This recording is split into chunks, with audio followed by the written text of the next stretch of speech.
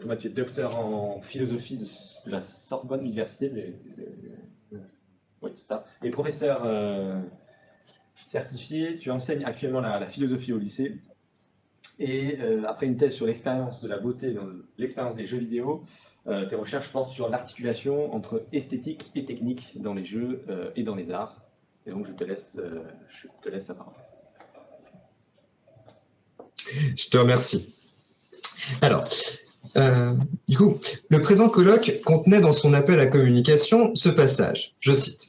« Tous les jeux vidéo appellent-ils un acte herméneutique ? Si la réponse paraît évidente, elle s'imbrique dans une réflexion plus large en game studies. » Fin de citation. Or, je me permets de penser que cette réponse n'a rien d'évident.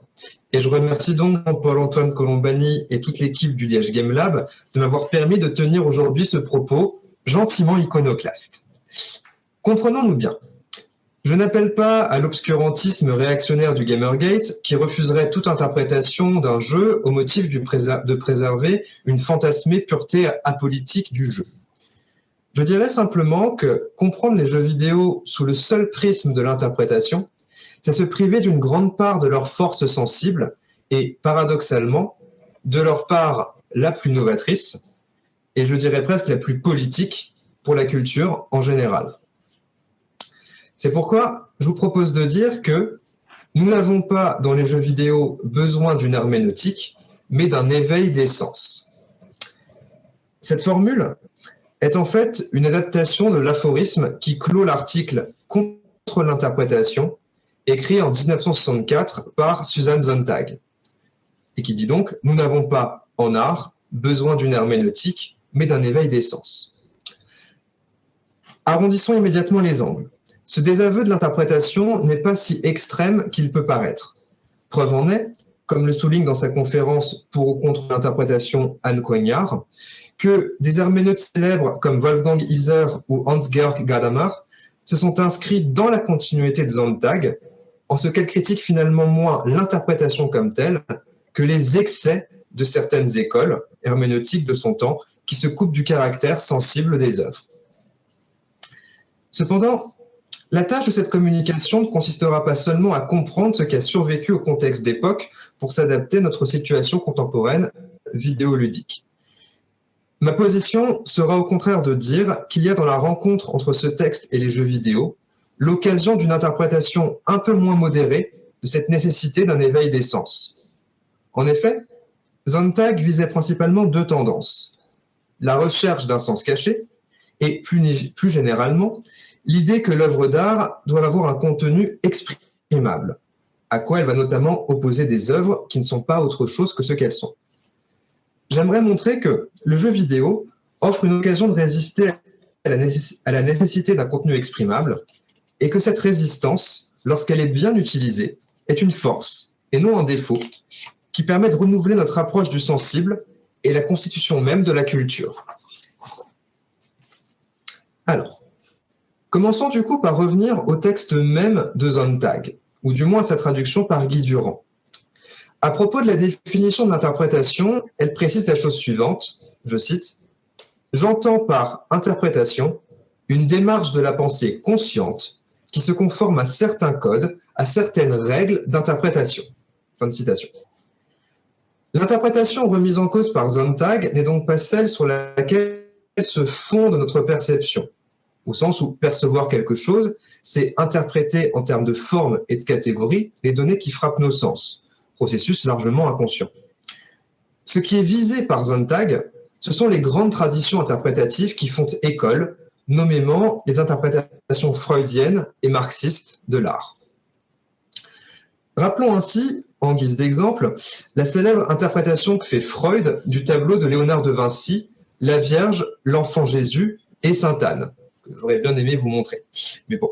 La forme, il y a en fait une forme étrange de drapé bleu de la Vierge qui va rappeler pour Freud la forme d'un vautour, ce que Freud relie à un rêve du peintre dans lequel un vautour lui entre dans la gorge, accomplissement fantasmé d'un désir homosexuel refoulé et dont le tableau serait une sublimation. Alors, ce n'est donc pas seulement le sens religieux qui est effacé ici, mais toute la profondeur sensible du tableau qui n'est plus que l'indice d'une vérité cachée que seul le bon interprète est capable de révéler. Et de plus, comme le remarque Julie Cheminot, ce qui est le centre et l'objet de l'interprétation, c'est alors la vie du peintre et non plus le tableau, qui n'est plus qu'un symptôme d'une condition psychique. Comme le précise Coignard, c'est bien ce double aspect qui est problématique pour Sontag. De tels interprètes prétendent expliciter un texte caché dans l'œuvre et qui en serait la vérité, et diminuent l'attention aux détails sensibles de l'œuvre. Mais cette récrimination vaut aussi pour l'école marxiste. On arrive alors à l'importante distinction entre une interprétation libératrice et une interprétation réactionnaire. La qualité de cette distinction ne dépend pas de l'origine politique de l'interprétation, mais bien de l'acte même d'interpréter. En effet, il y a interprétation réactionnaire lorsque, je cite, « interpréter, c'est appauvrir, diminuer l'image du monde, lui substituer un mode factice de signification. » Fin de citation. Dit autrement, une interprétation marxiste peut très bien être réactionnaire lorsqu'elle lève toute ambiguïté et restreint la complexité du réel en proposant un sens qui se veut définitif. Sontag met au contraire en avant la valeur hautement politique de l'expérience esthétique, ce que résume parfaitement Anne Coignard lorsqu'elle écrit, je cite, « La relation avec les œuvres d'art, telle que Sontag la conçoit, est donc le lieu d'une possible résistance à l'anesthésie, à la privation d'expérience. Mais elle ne peut l'être que si nous acceptons de faire des œuvres autant d'occasions irremplaçables d'affiner notre sensibilité, de la complexifier dans ses formes, de la rendre plus subtile. » Fin de citation. Je souscris entièrement à ce commentaire, qui voit dans l'art un moyen d'éducation de nos sensibilités comme manière d'approfondir sa propre individualité en faisant son expérience et non en dépendant des grilles et des points de vue sur le monde imposés par des entités extérieures. Il me semble que cette leçon garde aujourd'hui toute son importance. D'abord, parce que ce fléau actuel qu'est la pensée complotiste se base justement sur une défiance vis-à-vis de tout contenu sensible. Tout n'est qu'indice à interpréter pour parvenir à une vérité qu'on nous cache au mépris de l'évidence. Ensuite, parce que cela rappelle que toute école interprétative, aussi juste ou véridique que soit son idéal fondateur, ne doit pas sombrer dans un dogmatisme qui traite les œuvres absolument comme des documents ou des indices interchangeables. Non qu'il soit jamais possible de les traiter comme tels, mais il faut alors admettre qu'on ne les traite pas totalement comme des œuvres sensibles, individuées. Bien. Première chose. Le texte de Sontag connaît cependant une deuxième partie plus radicale, ne se contentant pas seulement d'attaquer les excès du dogmatisme, mais bien de constituer une prise de distance vis-à-vis de la recherche, non plus seulement de sens caché, contenu. Pour comprendre ce terme de contenu, voyons que selon Sontag, je cite, « La peinture abstraite représente une tentative d'élimination de tout contenu dans le sens ordinaire du terme. » Fin de citation. Une peinture abstraite n'est bien sûr pas vide, mais elle ne possède pas de contenu aisément dissible comme une allégorie historique ou une scène de la vie courante. Par contenu, il faut donc entendre quelque chose comme un sens ou un message qui peut être aisément exprimé, voire détaché de l'œuvre. La morale d'une fable se détache des vers qu'il apporte, de même que le message anti-nazi de M. le Maudit peut se comprendre sans avoir vu le film. C'est dans cette branche surtout que le texte de Sontag possède une actualité vidéoludique. En effet, cette priorité donnée au contenu sur la forme, Sontag en voit le symptôme dans l'expression que, je cite, « Comme nous l'entendons sans cesse déclarer de nos jours, l'œuvre d'art doit nous dire quelque chose. » Fin de citation. L'emphase, le verbe « dire » indique bien que ce qui est attendu, c'est que ce contenu de l'œuvre d'art soit aisément exprimable, qu'il ait un message que l'on puisse emporter avec soi, ce qu'elle appelle rendre l'art maniable. Or, cette attente me semble s'être emparée du milieu des jeux vidéo. Il est en effet frappant que, les théories anglo-saxonnes de la video game aesthetic, je pense ici notamment à Graham Kirkpatrick, évacuent grandement la question de la beauté et du sensible pour se concentrer sur la création de sens, notamment pour penser un rapprochement, voire une identité, entre jeu et art. De même, la production d'un message, selon des modalités fort différentes au demeurant, est au cœur des concepts comme ceux de persuasive game, de serious game, ou également de jeux expressifs. Néanmoins, la critique de Sontag ne vise pas à disqualifier toute forme de sens discursif, auquel cas tout art serait alors condamné à l'abstraction et toute critique.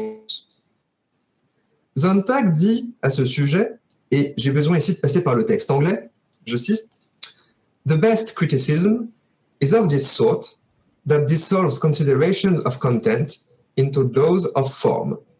Soit, mot à mot, la meilleure critique est celle qui dilue les considérations sur le contenu dans celles sur la forme.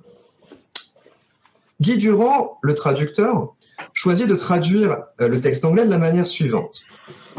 La meilleure critique est celle qui parvient à inclure dans la considération sur la forme ce qui peut toucher au fond même de l'œuvre. Fin de citation. On voit que cette traduction est plutôt un commentaire de l'image de la dilution qu'une traduction exacte. Mais ce commentaire me semble toucher juste en substituant à la dichotomie forme-contenu celle de forme-fond. En effet, si le contenu est dilué dans la forme, alors il devient le fond sur lequel la forme se déploie et aide la forme à atteindre sa perfection et sa saveur propre. Cela explique pourquoi Sontag ne valorise pas seulement l'avant-garde des peintres abstraits ou celle poétique d'Ezra Pound, mais également le cinéma qui permet, je cite, « de réaliser des œuvres d'un grain si lisse, d'un élan si vif et si spontané, qu'il deviendrait impossible de voir en elles autre chose que ce qu'elles sont. » Fin de citation.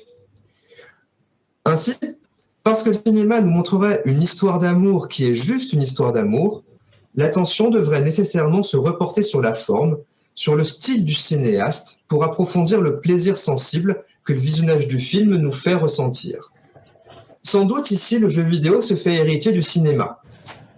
XCOM 2 n'est pas autre chose qu'une histoire de résistance dont les détails tiennent pour beaucoup non à un scénario préécrit, mais à l'alliance de la permamort à l'éditeur de personnages, qui colore toute avancée dans l'histoire de moments d'héroïsme et de deuil propres à chaque joueur. Mais, en restant à ce seul aspect, on passerait à côté de l'apport principal des jeux vidéo aux théories esthétiques et au plaisir du sensible, apport qui permet de pousser encore plus loin les réflexions de Sontag. J'aimerais montrer en effet que les jeux vidéo, parce qu'ils proposent une résistance inédite à leur propre contenu, poussent encore plus loin cette dissolution du contenu, justement le transformant en fond, mettant en valeur un autre aspect de leur expérience. Je prendrai ici comme exemple un Endless Runner, Race the Sun. Dans celui-ci, on contrôle un vaisseau fonctionnant à l'énergie solaire. Le coucher du soleil signifie donc un crash fatal par manque d'énergie et une course désespérée du joueur contre l'apparition inéluctable de la nuit. Le soleil remplit alors un rôle ludique. Il est la forme diégétisée du compteur qui, dans les jeux d'arcade à la Outrun, indiquait au joueur combien de temps il lui restait pour atteindre le checkpoint suivant. Mais il y a en même temps une valeur allégorique au jeu. Cette opposition entre le jour et la nuit, cette impossible poursuite du soleil à la fois lumière et temps, et qui nous fuit de manière inexorable, ces obstacles que l'on évite entrecoupés de temps d'accalmie, il ne paraît pas hors de propos de voir dans Race the Sun une allégorie de la vie humaine. L'impression est renforcée par les textes sur l'écran de Game Over, si Thomas Brunel valide cette sous-catégorie, qui proposent des aphorismes comme « la mort, inévitable et pourtant inattendue ». Cependant, dans l'expérience de jeu, avons-nous l'impression de jouer une allégorie? Est-ce que telle esquive, tel changement de trajectoire voulu par la nécessité ludique peuvent signifier quelque chose? nos gestes effectifs constituent-ils ce sens allégorique, ou bien jouons-nous et éprouvons-nous du plaisir en dépit de ce sens? Il me faut ici faire un bref détour par mes recherches de thèse consacrées à l'expérience de la beauté dans les jeux vidéo. Dans celle-ci, j'ai identifié deux régimes d'expérience principaux des jeux vidéo. D'un côté, et sans aucune référence à Echo, d'un côté ce que je nomme le jeu fermé, qui désigne les moments où l'attention du joueur est concentrée sur les règles et l'accomplissement de la tâche ludique. D'un autre côté, le jeu ouvert, qui désigne les moments de jeu dans lesquels l'attention est centrée sur ce qui est accessoire aux règles, comme le détail d'un décor ou bien le sens politique ou allégorique d'un jeu. Or, pour le dire très rapidement, ces régimes d'expérience n'ont pas les mêmes réquisites attentionnels dans la structuration de l'expérience et donnent lieu à des plaisirs sensibles et à des types de beauté différents. Dans le cas de Raise the Sun, l'allégorie et plus largement la signification ne suffisent pas à rendre compte du plaisir et de la profondeur du jeu, précisément parce que les micro-mouvements que l'on fait ne sont pas faits selon la logique du signe ou de l'indice, mais s'inscrivent dans un effort technique lié au rythme propre du jeu et relativement dépendant des éléments discursifs qui sont liés, donc, selon moi, au jeu ouvert. Par parenthèse, la rencontre de ces deux régimes d'expérience est possible, rendant alors une esquive à la dernière seconde particulièrement expressive et véritablement allégorique et décuplant la vitalité ludique. Mais ces moments, forcément éphémères à mon sens, qui n'apparaissent que comme des éclats, constituent une expérience spécifique que je nomme le beau jeu, mais ce n'est pas le sujet aujourd'hui. J'en reviens alors à ce plaisir lié au jeu fermé. En quoi ce plaisir constitue-t-il un véritable éveil des sens? Comment justifier donc qu'il n'y a pas là un appauvrissement du rapport à l'œuvre par une faillite à tenir dans la durée dans l'expérience sa qualité allégorique, mais bien un enrichissement de celle-ci? Comment peut-on donc caractériser positivement ce plaisir? Pour répondre à cette question, il faut en repasser par l'une des recommandations finales de Sontag dans son article. Ce qu'il nous faut désormais refuser, c'est de confondre l'art avec la pensée, ou, ce qui est pis encore, de ne pas distinguer l'art de la culture. Fin de citation. Expliquons. Pensée est ici strictement à comprendre comme la pensée verbale, valorisée par la mise en avant du contenu, en réduisant les œuvres à une signification que l'on peut emporter avec soi ou déployer dans une autre sphère en guise de référence culturelle. Et cette maniabilité de l'art est considérée comme étant la culture, avec une majuscule, car le nom d'un personnage, sa place dans l'intrigue, sont typiquement les savoirs qui, lors d'une partie de Trivial Pursuit, montrent la culture générale et légitime d'une personne, tout en faisant avancer nos facultés, notamment mémorielles.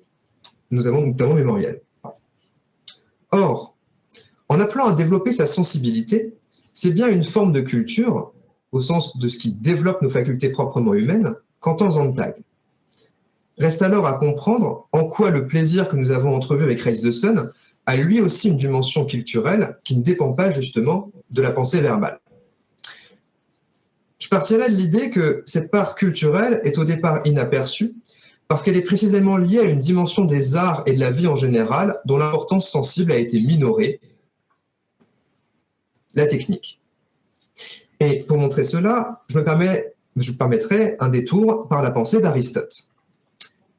Plus précisément, venons-en au chapitre 4 de la Poétique, dans la retraduction qu'en donne Claudio William Veloso dans son remarquable livre « Pourquoi la poétique d'Aristote dialoguait ». Dans ce chapitre consacré à l'imitation et au plaisir qu'on y trouve, Aristote écrit à propos d'une image que, je cite, « S'il se trouve que l'on n'a pas deviné de quoi il s'agit, ce ne sera pas l'imitation qui procurera le plaisir, mais c'est à cause de l'exécution, de la couleur ou pour une autre cause de ce genre. » Aristote distingue pas ça une œuvre, celui lié à l'imitation et celui lié à des éléments non imitatifs. En effet, reconnaître une imitation, c'est interpréter des tâches de peinture, par exemple, comme ayant une configuration évoquant quelque chose d'autre. Mais cette reconnaissance, pour diverses raisons. Par exemple, sans culture religieuse, dans le tableau que j'ai cité au tout début, il est difficile de distinguer qui est Marie et qui est Sainte Anne, si on ne sait pas avant que le bleu est une couleur mariale. Alors, mais si on ne reconnaît pas, si cette identification échoue, il est néanmoins possible d'apprécier le tableau pour d'autres raisons. Par exemple, pour l'harmonie particulière de telle couleur, indépendamment de ce qui est représenté. Mais en ce cas, on retourne donc à une certaine matérialité de la peinture et on ne considère plus vraiment comme le tableau comme une imitation. Comme le dit Veloso, dans une imitation, il y a toujours une part imitative et une part non imitative. Or, Aristote, lui, va valoriser le contenu imitatif parce qu'il demande une opération d'interprétation pour être compris et développe ainsi la part intellectuelle et raisonnable de nous-mêmes. Veloso insistant sur l'idée que le plus haut, le haut de l'art chez Aristote est de servir de passe-temps intellectuel. Et donc, il va y avoir un développement de la part intellectuelle, perception de la couleur et à l'exécution qui semble renvoyer à la maîtrise technique de l'artiste. Or, Sontag ne sort que partiellement de ce schéma aristotélicien. Sa valorisation des films, qui ne sont que ce qu'ils sont, est tout à fait compatible avec cette reconnaissance aristotélicienne de ce qui est imité. La seule différence, tout de même assez majeure, c'est que l'idée de dilution du contenu imitatif dans la forme abolit en partie la hiérarchie des plaisirs pensée par Aristote. Et également, la référence à la peinture abstraite permet également de valoriser l'autonomie et la dignité esthétique de ces éléments non imitatifs que sont la couleur ou la texture d'une peinture. Mais il n'en reste pas moins que l'éveil des sens est compris sur un mode, et c'est là où les vidéos permettent une rupture avec ce modèle. En valorisant l'exécution technique, en diluant le contenu dans la technique, ils permettent le développement d'un type d'expérience sensible jusque-là considéré comme mineur et que j'appelle l'expérience sensible technique. C'est ce que j'aimerais montrer en abordant le cas de Papers, Please, jeu qui vous met dans la peau d'un douanier de la fictionnelle République d'Altotska. Or, ce jeu a précisément été pour ce qu'il avait à dire en tant que réflexion sur l'inhumanité bureaucratique des politiques migratoires ou en tant qu'illustration du concept arendtien de banalité du mal, illustration d'autant plus puissante qu'elle met régulièrement son joueur devant des dilemmes moraux particulièrement et où c'est l'acte ludique de vérification, de tamponnage des papiers qui participe à la création du message du jeu. Tout cela est juste. Mais c'est aussi un jeu extrêmement plaisant. Indépendamment, voire contre le propos du jeu, il y a un plaisir pris à l'ordonnancement des papiers et à la recherche des informations nécessaires à la décision. Choix d'exemple pour mon propos. En effet, quoi de plus herméneutique? L'enquête, justement, la recherche d'informations. Or ici, cette interprétation, est-ce que ce papier est faux ou pas, est ce qui conditionne la réussite de la tâche. Et si l'objectif est rempli, on éprouve un plaisir de la réussite. Mais précisément, ce n'est pas le plaisir de la réussite qui m'intéresse, mais le plaisir pris à cet effort d'interprétation et qui réclame une technique.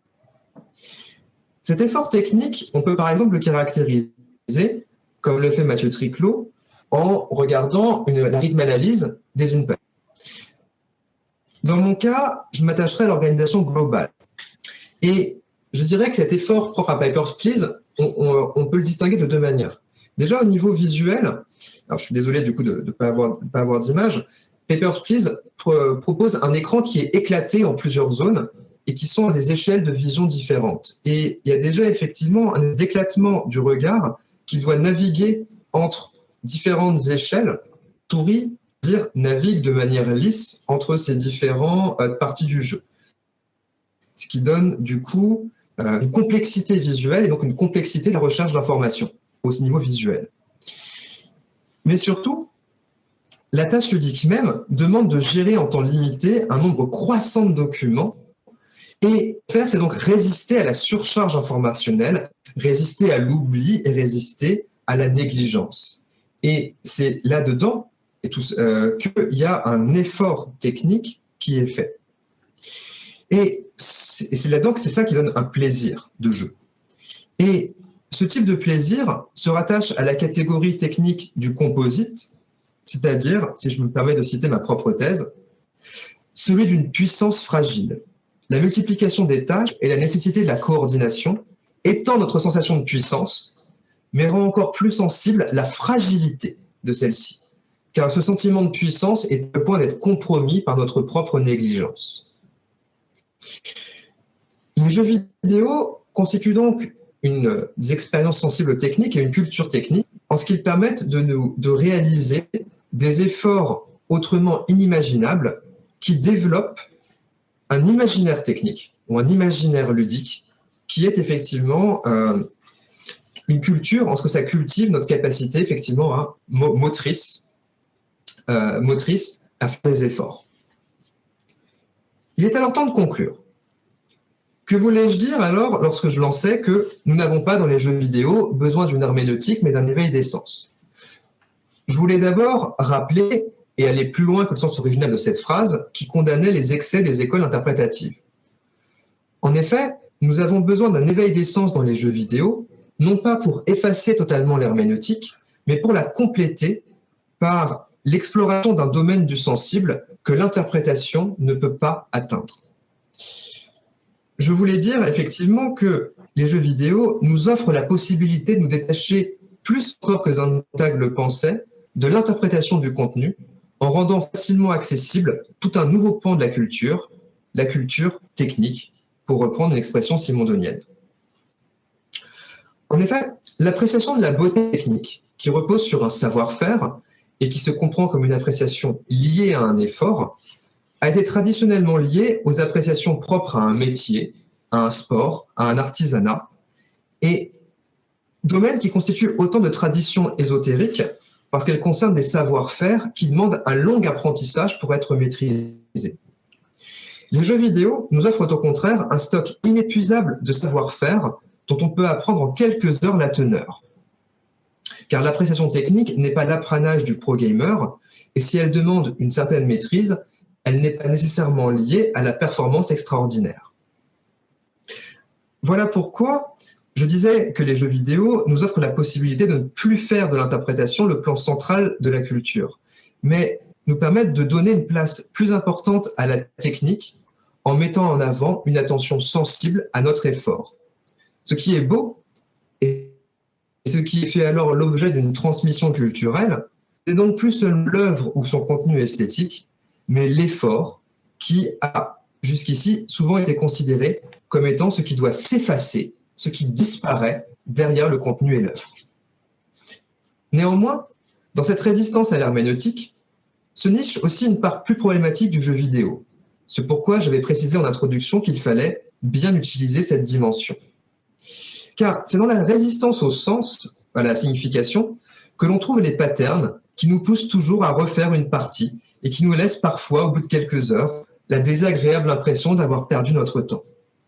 C'est aussi dans cette résistance à la signification que se nichent les patterns de répétition qui nous installent dans le confort de la redondance, qui peut être un double principe d'émoussement de la sensité. L'habitude ne fait plus remarquer la beauté technique, et le confort apporté par un jeu ne pousse pas forcément à aller découvrir de nouveaux horizons ludiques. On voit alors que cet éveil des sens techniques n'est pas le remède parfait aux excès de l'herméneutique, mais qu'elle en partage les mêmes risques, en pouvant se faire à son tour réactionnaire anesthésiante, même si j'aimerais avant tout bien sûr valoriser la part libératrice qu'elle peut avoir. Merci de votre attention, en espérant que la communauté audible. J'avais juste une question. En fait, à un moment donné, alors tu me diras si je me trompe, hein, tu disais que dans les fables, la morale peut se détacher des vers. Quand tu disais que la morale se détache vraiment des vers, moi je me demandais si justement la morale n'était pas signifiée, voire resignifiée dans les vers eux-mêmes. Et je me demandais si finalement dans les vers, Je pense par exemple aux fables de La Fontaine, qui sont les plus connus, mais est-ce que finalement dans les vers, on ne peut pas déceler une autre interprétation, voire une autre morale, une espèce de morale interne aux vers eux-mêmes, qui n'est pas forcément formulée euh, de manière, euh, de manière univoque à la fin, comme une espèce de pointe en fait, à la fin du poème, à la fin de la fable, mais qu'on va déceler, donc une autre morale qu'on décèle à l'intérieur même des vers. Et dans ce cas, on pourrait avoir une opposition entre une morale externe et une morale plus interne.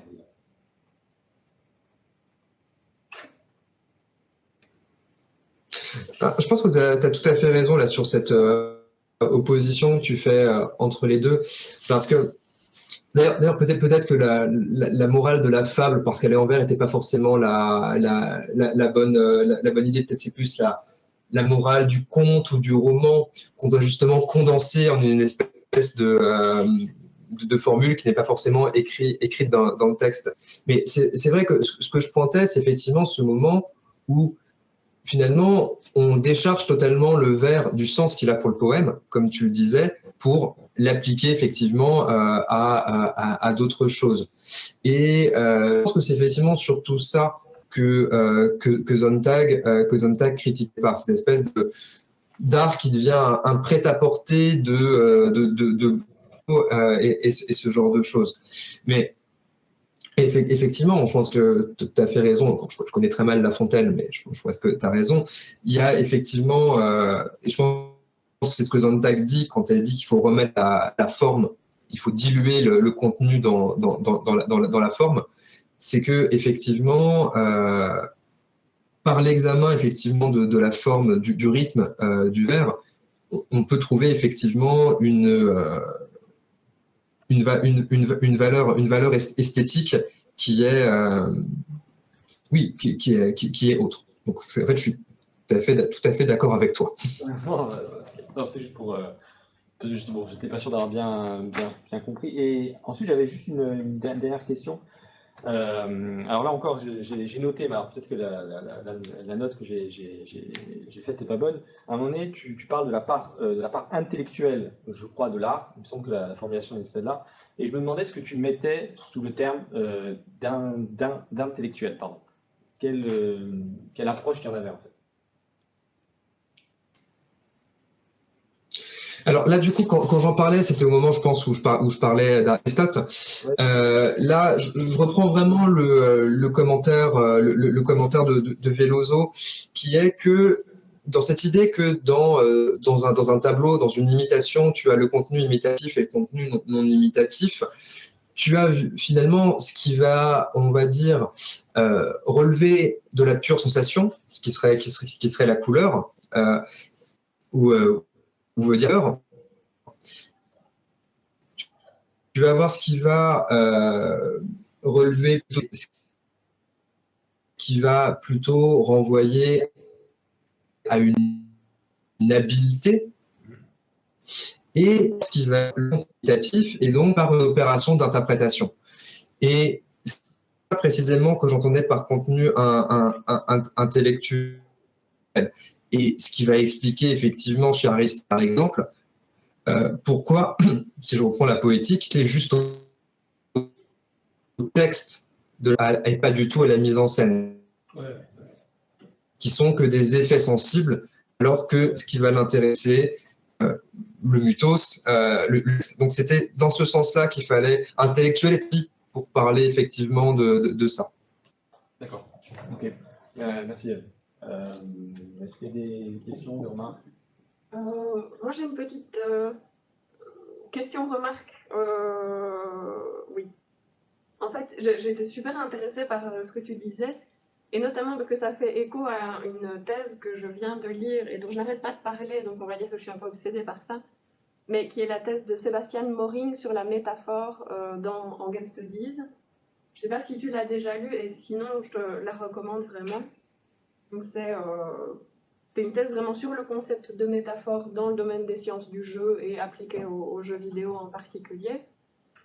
Et une des idées que Moring développe dans un chapitre, c'est que, enfin, une des observations qu'il fait plutôt, c'est que l'expérience de jeu, chez la plupart des théoriciens, est comprise en termes de métaphore.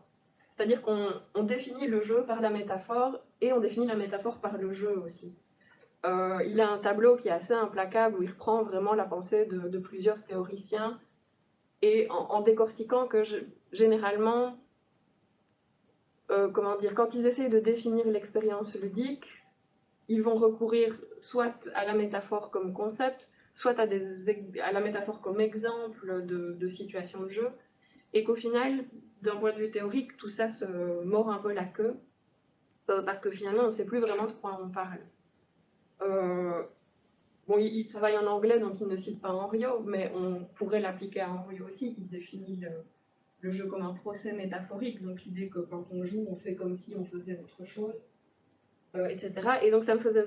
En fait, la critique qu'il fait, il me semble, rejoint vraiment ce que tu as présenté aujourd'hui, dans le sens où il observe que quand on étudie le jeu, on a tendance à traduire l'expérience de jeu pour lui donner du sens, mais comment dire, par un procédé qui est un procédé de comparaison. Donc on va analyser Tetris en disant empiler des pièces dans Tetris, finalement, est-ce que ça représente pas le fait de ranger des choses, etc. Il prend pas l'exemple de Tetris, il en prend d'autres, mais bref. Donc en fait, c'est pas vraiment une question, mais c'est pour dire que ce que tu as expliqué résonnait vraiment avec ça, et d'autant que j'ai vraiment adoré sa thèse, mais par contre, elle se termine un petit peu sur ce constat-là, qui est de dire, finalement, les sciences, les théories du jeu tournent un peu en rond parce qu'on utilise un concept pour expliquer un autre, et vice-versa, parce que la métaphore, on dit aussi que c'est une forme de jeu avec le sens, finalement. On utilise un mot pour un autre, etc. Et il l'invite à revenir à une analyse vraiment de l'expérience de jeu comme forme sensible, mais il ne donne pas vraiment d'outils pour le faire, donc j'étais vraiment contente de voir ce que tu proposais pour aller un peu plus loin. Et je me demandais si tu ne penses pas que les travaux, alors plutôt en game design, sur tout ce qui concerne le game feel, ne pouvaient pas ouvrir des portes dans cette direction-là, qui sont du coup des travaux avec des applications vraiment plus pratiques. Donc c'est l'idée d'essayer de déterminer comment on peut faire ressentir quelque chose de physique aux joueurs grâce au design, grâce au level design, etc. Voilà, j'ai mélangé beaucoup de choses dans mon intervention, c'était pas très clair, mais c'était surtout pour dire que ça m'avait beaucoup intéressé. Si, c'était clair. Alors, je vais te répondre sur plusieurs points. Déjà, merci pour m'avoir signalé cette thèse. Je l'avais vu passer, effectivement. Je l'ai pas lu et bon, du coup, ça a l'air assez intéressant. Effectivement. Quelque part, je serais peut-être, pour le coup, c'est intéressant cette idée de métaphore. Et c'est vrai que, bon, ce qui m'intéresse, moi, de plus en plus par rapport à ma recherche, c'est effectivement penser effectivement ce geste. Et c'est presque un peu normal que ce soit difficile d'en parler, puisque pour en parler bien, il faut justement sortir de s'intéresser à ce qui est par définition éphémère, transitoire, à ce qui est le geste. Mais par contre, je ne sais pas si je ferais je sais pas si je serais aussi radical par rapport à l'espèce de rejet de la métaphore qui semble arriver là du coup chez l'auteur dont tu parles. L'auteur ou l'autrice d'ailleurs, j'ai pas très bien compris son nom. L'auteur, c'est Sébastien Moring, M-O-R-I-N-G. Ok, Sébastien Moring. Pour faire ma question.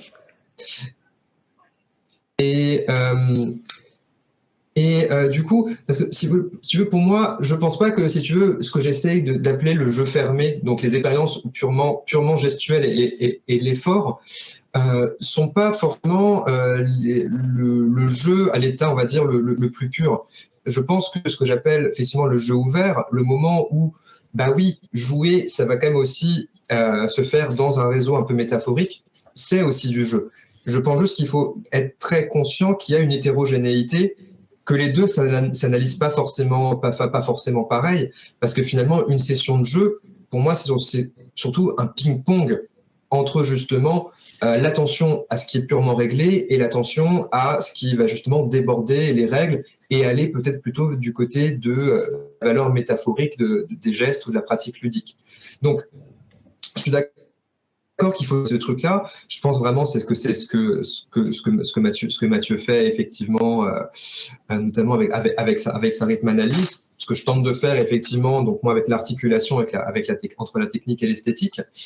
Et par rapport au game design, j'avoue très honnêtement que c'est pas une littérature que je maîtrise énormément.